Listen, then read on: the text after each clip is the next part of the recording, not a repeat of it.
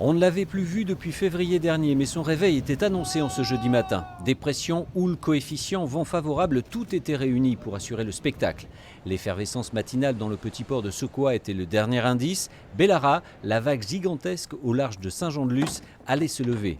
À l'eau, deux options, se faire tracter par un scooter des mers ou utiliser ses bras.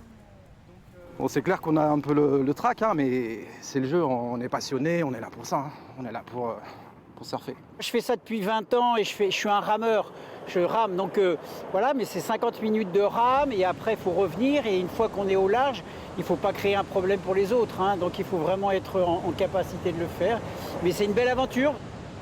Une trentaine de surfeurs à l'eau et une foule sur la corniche pour admirer le spectacle. Même à plus de 2 km, les sillages blancs des scooters et des surfeurs laissent imaginer la puissance et la dimension du phénomène.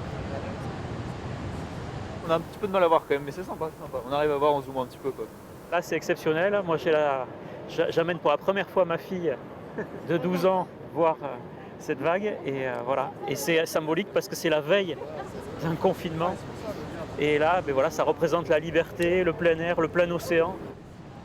Quelques heures de spectacle depuis la rive et beaucoup d'émotions pour les dompteurs de la géante une fois de retour au port.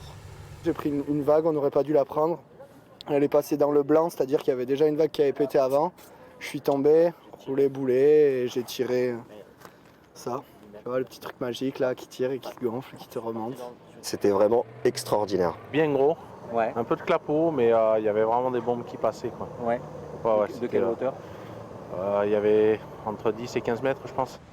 À la veille d'un nouveau confinement, la nature et Bellara ont offert ce matin de quoi alimenter conversations et souvenirs pour les longues semaines qui s'annoncent.